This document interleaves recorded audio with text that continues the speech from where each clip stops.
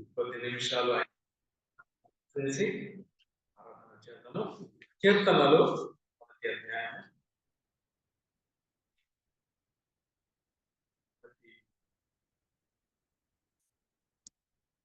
3 వచనాలు.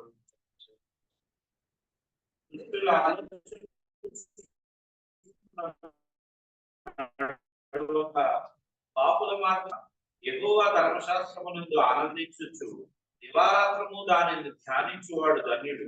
అతడు నీటి కాలువల యోరను నాటబడినదై ఆకు వాడక తన కాలముందు ఫలమిచ్చు చెట్టు వలె ఉండును. అతడు చేయునదంతయు సఫలమగును.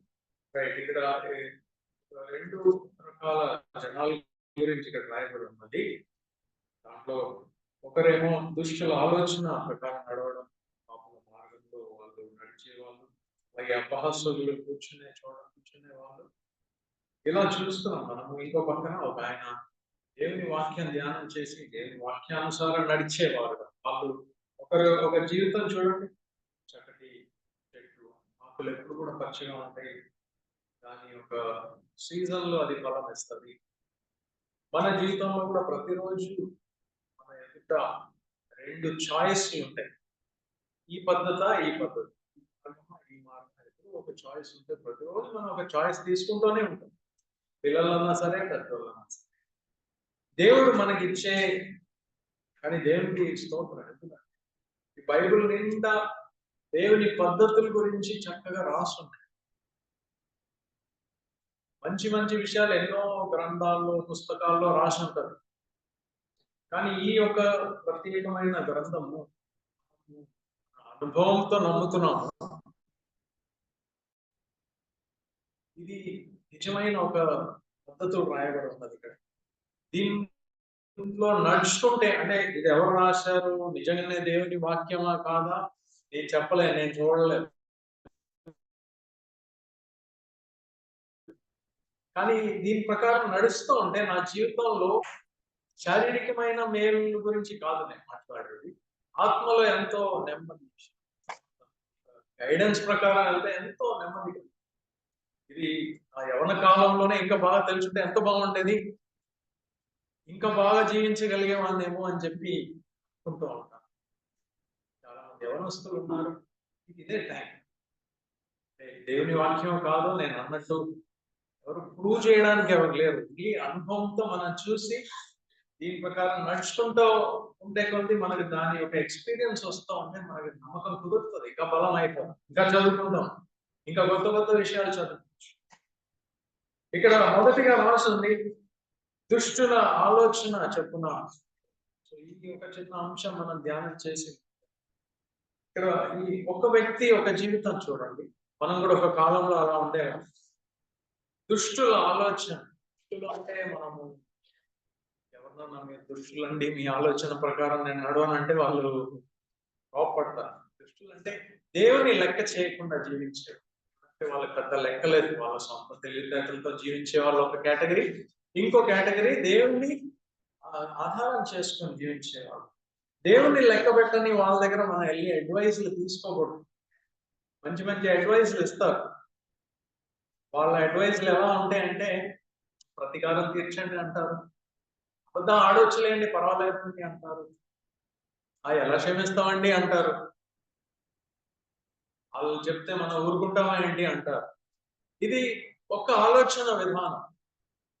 ఆ మార్గంలో మనం కూడా ఒక కాలంలో నడిచాము, దానివల్ల వచ్చే ఇబ్బందులు చాలా ఎక్కువ. సమ్టైమ్స్ మనం సొంత మరణానికి దారి తీస్తాం. కానీ దేవుని మార్గంలో వెళ్తే గ్యారంటీ ఇవ్వగలుగుతాం. ఎప్పుడు కూడా హృదయంలో ఒక సమాధానం ఉంటుంది, పద్ధతులు ఇంకా ఇంకా స్థిరమైపోతూ ఉంటది. మీకు గుర్తుంటే ఆదిలో ఆదము అవ్వల ముందు దేవుడు మంచి చాయిస్ పెట్టారు. చక్కటి గృహం ఇచ్చారు, మంచి భార్యని ఇచ్చారు, తినడానికి ఆహారం ఇచ్చారు, చక్కటి జీవించడానికి ఒక స్థలం ఇచ్చారు. కానీ దేవుడు దాంట్లో ఒక చాయిస్ వాళ్ళకి పెట్టారు. చాయిస్ అంటే ఒకే ఒక చాయిస్, ఈ వృక్షంలో ఉన్న ఫలం తినకూడదు, తింటే మీరు మరణిస్తారు. ఏ వృక్షం అది? మంచి చెడు తెలుసుకోవడం తప్పు కాదు, కానీ నేనే తెలుసుకొని నేనే ఏదో చేయాలంటే అది తప్పు. దానికంటే దేవుడి దగ్గర వెళ్ళిపోవచ్చు. జీవవృక్షం దేవుడు, ఆయన దగ్గర వెళ్ళి తింటే ఆయన చెప్తారు ఏది మంచిదో ఏది చెడో అని. సొంతంగా తెలుసుకోవచ్చు, దేవుని అడిగి తెలుసుకోవచ్చు. దేవుడు మంచి చాయిస్ ఇస్తున్నారు. ఇక్కడ వెళ్ళొద్దన్నారు, అంటే చాయిస్ కూడా కాదు, ఏదో ఏదో ఏదో ఒకటి తీసుకోండి అనలేదు. ఇక్కడ వెళ్ళొద్దన్నారు అంతే. అదొక్క అడ్వైజ్ వినుంటే ఎంత బాగుంటేది, జీవితం వేరే విధంగా ఉంటది. కానీ వాళ్ళ సాతాను అక్కడి నుంచి వచ్చి, అపవాది వచ్చి వాళ్ళు పర్వాలేదండి తినొచ్చు, ఏమవుద్దండి అని చెప్పి అడిగారు. మనకు కూడా ప్రతిసారి అపవాది మన అనుదిన తీర్మానాల్లో కూడా ఇలాంటి ప్రశ్నలు వేస్తూ ఉంటారు. ఏమవుద్దండి, ఏమవుద్ది, అందరు చేస్తున్నారు, ఏమవుద్దండి అంటారు. లేదండి దేవుడు వద్దన్నారు, స్వస్థం అన్నాము అంటే లేదు చావనే చావరు అన్నారు. నమ్మేశారు. అది తినిన తర్వాత చూడండి ఎంత భయంకరమైన ఆపత్తి వాళ్ళ మీద వచ్చింది. వాళ్ళ మీద రావడమే కాదు, ఈ తరతరాలు మన వరకు అది వచ్చింది. చివరికి దేవుడిని సిలువేసే అంత భయంకరమైన సమయం తెచ్చింది అది. మనం అర్థం చేసుకోవాలి. దుష్టుని యొక్క ఆలోచన చెప్పడం మన అడుగు. దుష్టులు అంటే దేవుడు తెలియని వాళ్ళ దగ్గర నుంచి ఆలోచన ఐడియాలు మనం తీసుకోకూడదు. కూడా దేవుడు తెలిసిన వాళ్ళ దగ్గర ఐడియా తీసుకోవచ్చు, బైబిల్ గ్రంథం నుంచి మన ఐడియా తీసుకోవచ్చు. ఒక చిన్న ఉదాహరణ నేను చూపిస్తాను. మొదటి రాజులు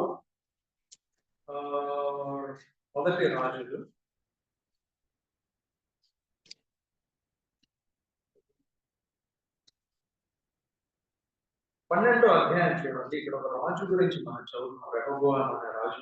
అందరి కోసం ఆ స్టోరీ కూడా తెలుసు. మొదటి రాజులు 12వ అధ్యాయంలో రెహోబోయాము ఒక రాజు గురించి మనం చదువుతాం. వివరంగా చదివేంత నయం ఉండకపోవచ్చు, కానీ రెహోబోయాము ఎవరో తెలుసా అండి? దావీదు మహారాజు ఒక కుమారుడైన సొలొమోను ఒక కుమారుడు. లోకంలో ఉన్న అందరికంటే జ్ఞానం కలిగిన ఒక వ్యక్తి ఎవరు? సొలొమోను. ఆయన జ్ఞానము, ఆయన ఒక పెద్ద ఎగ్జాంపుల్. మనకి జ్ఞానం ఉంటే సరిపోదు, మంచి చెడు ఒక జ్ఞానం ఉంటే సరిపోదు. చివరికి ఆయన జీవితం ఎలా పాడు చేసుకున్నారో మనకు అందరికీ తెలుసు. ఆయన కుమారుడు రెహోబోయాము అనే వ్యక్తి, ఆయన రాజు అయ్యాడు. రాజు అయినప్పుడు కొంతమంది ఆయన దగ్గర వచ్చినట్టు మనం చూస్తూ ఉన్నాము. 3వ అధ్యాయంలో మనం చూస్తున్నాం. కొంతమంది ఆయన దగ్గరకు వచ్చి, ఇదిగోండి మీ తండ్రి సొలొమోను గారు మాకు ఎంతో ఇబ్బందికరమైన పరిస్థితులు తెచ్చారు. 4వ వచనం, 12:4, ఎంతో చాలా భారమైన ఒక ఖాళీ మేము మోసుకుంటూ వెళ్లాల్సి వచ్చింది, కొంచెం ఆ పనులు కొంచెం తగ్గించండి అని చెప్పి. చాలాసార్లు మన ఇంట్లో మన పనిచేసే వాళ్ళు కానీ, ఉద్యోగాల్లో మన కింద పనిచేసే వాళ్ళు కానీ కొన్నిసార్లు ఇలాంటి కొన్ని విషయాలు తీసుకొస్తారు. ఏమండి చాలా కష్టంగా ఉందండి జాబ్, నాకు తెలియదండి, నేను ఏదోడు చేసుకోండి, నాకేం తెలుసు, చేయమంటే చేయండి అంతే అని చెప్పే వాళ్ళుగా ఉండకూడదు. మనం ఆలోచించాలి, ఏంటి వాళ్ళు చెప్తున్నారు ఏదో ఆలోచించండి.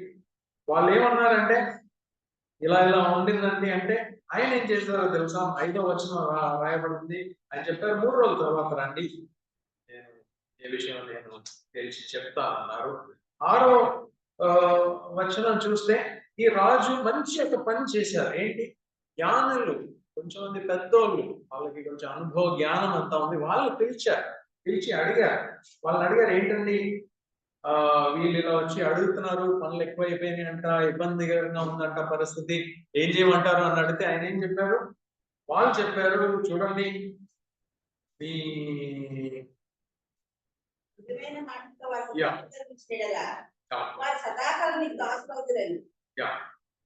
If you will be a servant, వాళ్ళకి మీరు విని, మీరు వాళ్ళకి రాజు నిజమే, కానీ వాళ్ళ మాట విని, దాసుడుగా ఒక మాట విని వాళ్ళకి మీరు సర్వీస్ చేస్తే వాళ్ళు ఏం చేస్తారు?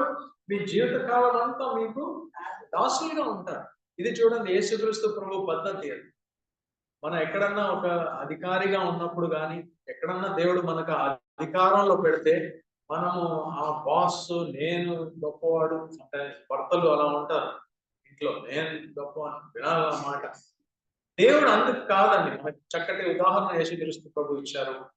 ఆయన ఒక దాసుడుగా వచ్చారు. నేను మీకు సేవ చేయడానికి వచ్చానండి. మీ చేత పొగిడించుకోవడానికి కాదు, ఆ, గొప్ప గొప్ప పేర్లు పెట్టించుకోవడానికి కాదు.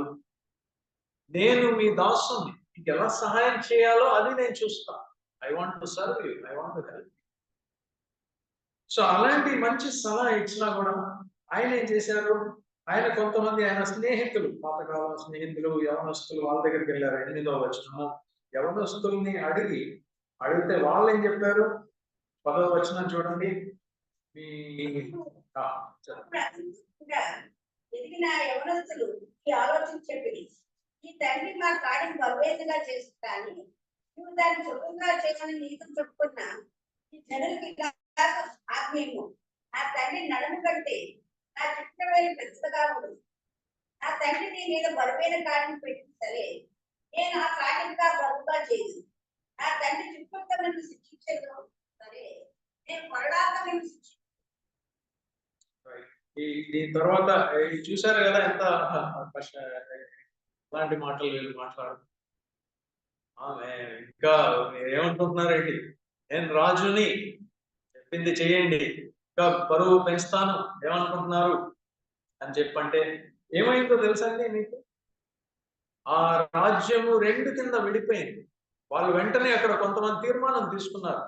ఆయనకు ఒక 12 చిన్న చిన్న గోత్రములు, ట్రైబ్స్, వాళ్ళకి రిపోర్ట్ చేసేవాళ్ళు ఆయనకి. ఆయన రాజ్యంలో ఉండేవాళ్ళు అందరూ విడిపోయారు. 10 భాగాలు విడిపోయింది అనమాట. 2 మిగిలిన ఆయన దగ్గర. చూడండి, రాంగ్ అడ్వైస్ ఫాలో అవడం వల్ల, ఆలోచన లేకుండా, లేకుంటే దేవుని యొక్క ఆలోచన లేని జనాలు చేసే తీర్మానాలు ఎలా ఉంటుందో, వాళ్ళ సలహా మనం పాటిస్తే ఏ విధంగా వెళ్తుంది. రాజ్యం అంతా 2గా మారిపోయింది. సమ్టైమ్స్ మన ఇంట్లో చూస్తూ ఉంటాం. మా ఇంట్లో కూడా సమ్టైమ్స్ పనిచేసే వాళ్ళు వస్తారు. కొన్నిసారి కొంచెం జాగ్రత్తగా మాట్లాడాలి వాళ్ళు. క్రిస్టియన్స్ గా ప్రత్యేకంగా మనం ఒక ఇంట్లో ఒక యజమానిగా ఉన్నప్పుడు చాలా పొలైట్ గా మాట్లాడాలి, మంచి వాల్యూ ఇవ్వాలి వాళ్ళకి. నువ్వెంత, ఆఫ్టర్ ఆల్ నువ్వు పోతే ఇంకా ఎవరినన్నా పెట్టుకుంటాం మేము అని చెప్పి. మరి నీ అనుభవంలో ఎలా ఉందో నాకు తెలియదు, కానీ ఎంతో మంది వదిలేసి వెళ్ళిపోతారు. ఓకే, వెళ్ళిపోవడం మన వేరే వాళ్ళు దొరుకుతారేమో, కానీ చాలాసార్లు మన సాక్ష్యం కూడా పోగొట్టేసుకుంటాం. క్రైస్తవులు ఎలా ఉన్నారు, వాళ్ళకి ఎంత కన్సిడరేట్ గా ఉండాలి ఒక యజమాని అంటే. మనల్ని చూసి మన ఇంట్లో పని చేసే వాళ్ళు మారుతారు. మనం చాలా వాళ్ళ ముందు సాక్ష్యం ఏముంది అండి, మేము అసలు చర్చ్ లో సాక్ష్యం ఇస్తాము, లేకుంటే ఆఫీస్ లో సాక్ష్యం ఇస్తాము అన్నట్టు అనుకుంటే కుదరదండి. మీకు దగ్గర ఉన్న వాళ్ళకి మన సాక్ష్యంగా ఉండాలి. మీ భర్త ముందు సాక్ష్యంగా ఉండాలి, మీ భార్య ముందు సాక్ష్యంగా ఉండాలి, మీ దాసుల ముందు సాక్ష్యంగా ఉండాలి, మీకంటే చిన్న బిడ్డల దగ్గర సాక్ష్యంగా ఉండాలి. నిజమైన క్రైస్తవత్వం అంటే ఇలాంటి జనాల దగ్గర, మనకి దగ్గర రోజు మనల్ని చూసే వాళ్ళ దగ్గర సాక్ష్యం ఉందా. చాలాసార్లు వాళ్ళనే మనం లైట్ తీసుకున్నాం, వీళ్ళు ఏమనుకోలేండి అని చెప్పి మన ఇష్ట ప్రకారం ప్రవర్తిస్తాం. రైట్, ఏదన్నా దేవుడు చక్కటి మనకు ఒక అడ్వైస్, ఒక మార్గం ఇచ్చారు బైబిల్ అనేది. యేసుక్రీస్తు ప్రభు మీకు తెలుసా, మనకి ఉదాహరణ. ఆయన ఎవరినైతే చూసి పరుగుల్లో పరిగెత్తున్నామో యేసుక్రీస్తు ప్రభు, ఆయన దేవుని వాక్యం అనే పేరు ఉంది. ఆయన దేవుని నోటి వాక్యము శరీరం ధరించి మన మధ్యలో నివసించారు ఒక మానవుడుగా. కొత్త నిబంధన అంతా కూడా మన యేసుక్రీస్తు ప్రభు గురించి ఎన్నో విషయాలు చూస్తాము, ఆయన జీవితం చూస్తాము.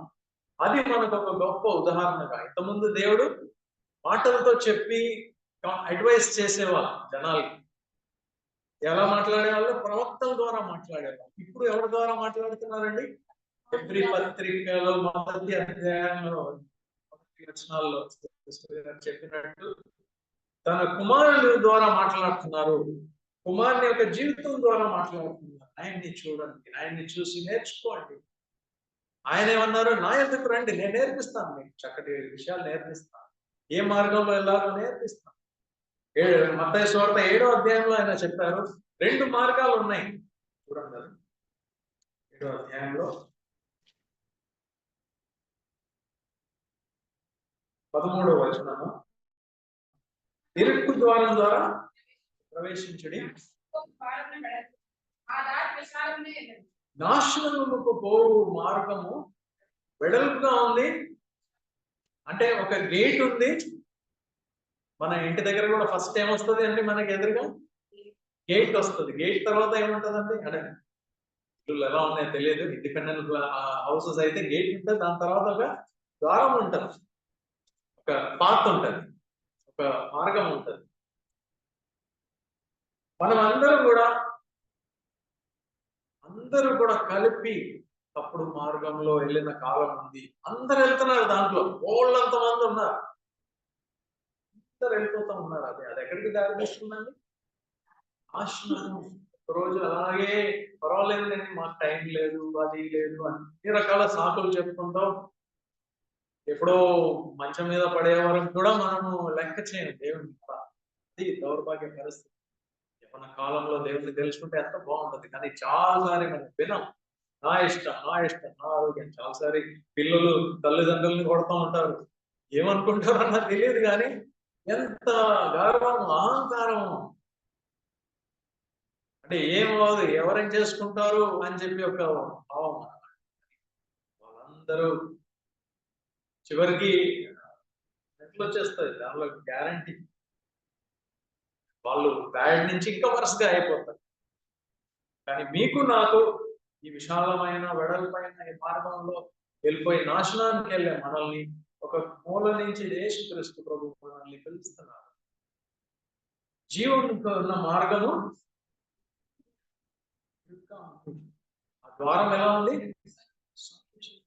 ఒకసారి దేవుని దయ అండి, దేవుని దయ. నిజంగానే మీరు నేను ఇక్కడ కూర్చున్నాం అంటే ఒకసారి ఆయన పిలుపు విని ఆ పక్కన చూస్తే ఈ డోర్ కనిపించింది.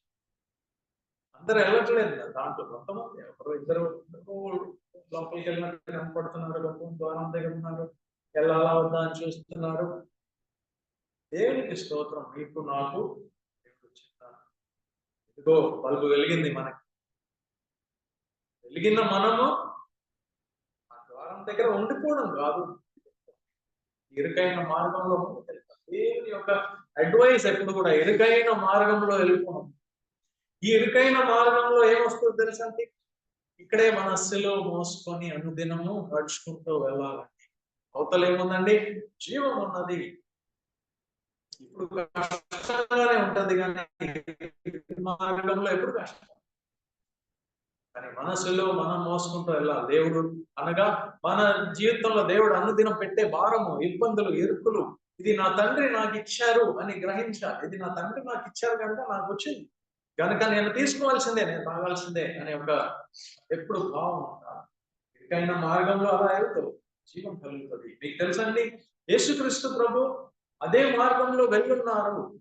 ఆయన ఈ లోకంలో పుట్టి చాలా మంది ఆయన్ని దేవుడు అండి ఉండడమే ఆశ్చర్యం కాదు అంటారు, కానీ ఆయన మన వలె ఒక బాలుడుగా, ఒక మానవుడిగా పుట్టి, ఒక శిశువుగా పశువుల పాకలో జన్మించి, ఎగ్జాక్ట్లీ మీరు నేను ఈ కాలంలో ఆయన పుట్టుంటే మీరు నేను వెళ్ళేలానే స్కూల్కి వెళ్ళేవారేమో, చదువుకునేవారేమో, అన్ని చేసేవారు. ఎగ్జాక్ట్ గా ఆయనకు ప్రత్యేకమైన శక్తులు ఏం లేవు.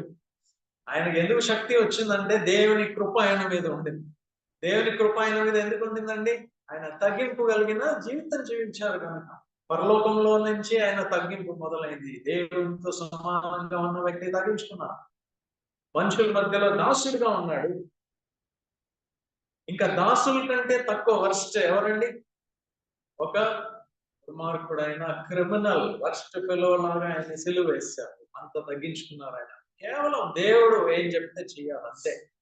ఆయన చిత్తం చేయడమే నా చిత్తం, నా ఇష్టము చేయడానికి నేను రాలేదు, ఆయన ఇష్టం చేయడానికి వచ్చాను అన్నారు.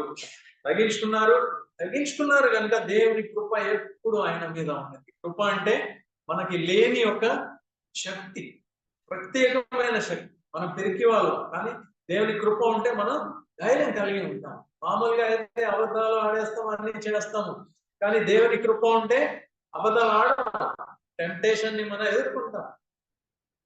అవతల వ్యక్తిని ప్రేమించలేకపోతున్నామా? దేవుడిని అడగండి, ప్రభువా నీ కృప నాకు కావాలి.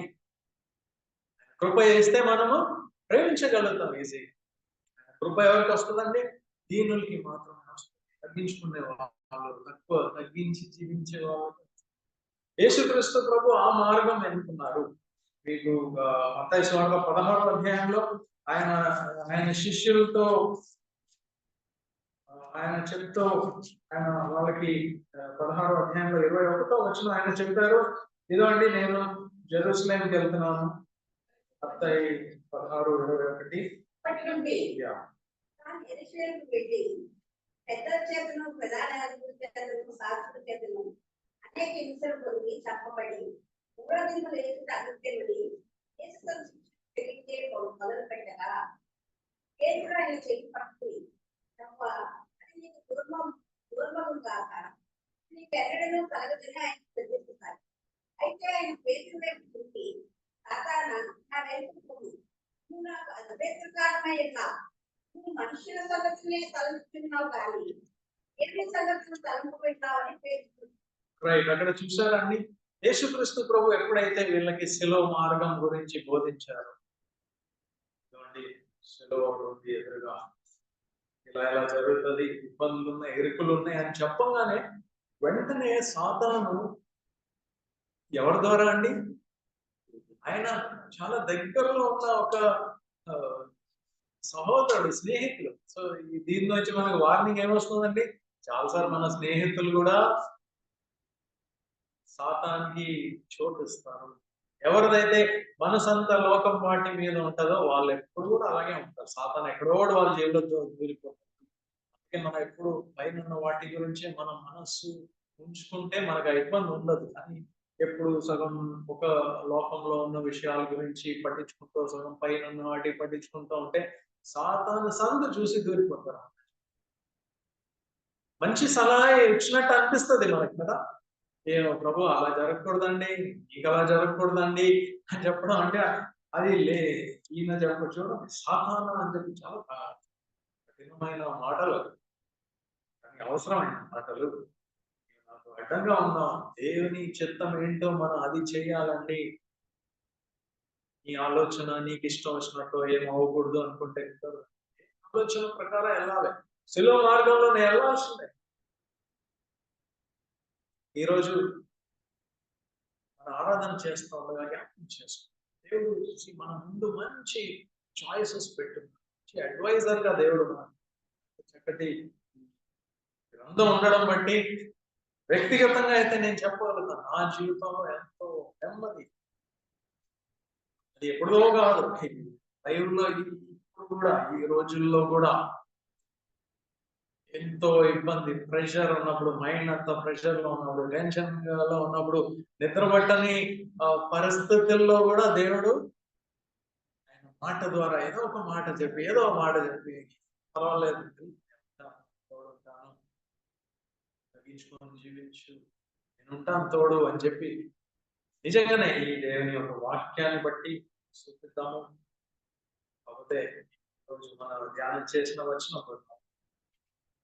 ఒక తీర్మానం తీసుకోవాలి, ఈ మార్గం ప్రకారమే నేను నడుస్తాను, వేరే దుష్టుని ఆలోచన చెప్తున్నా, దేవుని లెక్క చేయకుండా జీవించే వాళ్ళ అడ్వైస్ ప్రకారం నేను వెళ్ళను.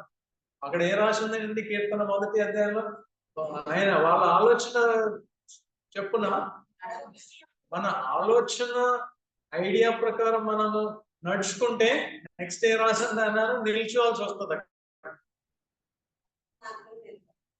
నడుస్తాము, నడిచే మనము నిలుస్తాము, నిలిచే మనము కూర్చుంటాము. చివరికి ఒక అపహాసకుడుగా మారిపోతాం. యేసుక్రీస్తు ప్రభుని సిలువ వేసిన అపహాసకులు, వాళ్ళ గుంపులో చేరిపోతాం. జాగ్రత్త.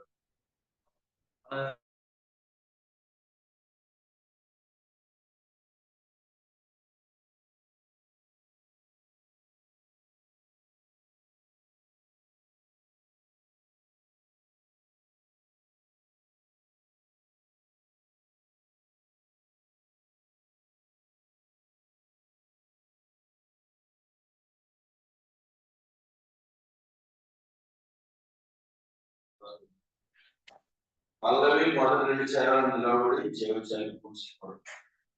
కృపగల దేవుని కొనియాడేదము, కృప చాలు నీకనే ప్రభు యేసు. కృపగల దేవుని కొనియాడేదము కృపా చాలు నికనే ప్రభు యేసు పాపములెన్నియో చేసిన వారము పాపములెన్నియో చేసిన నెపములెంచక తన ప్రాణమిడే నెపములెంచక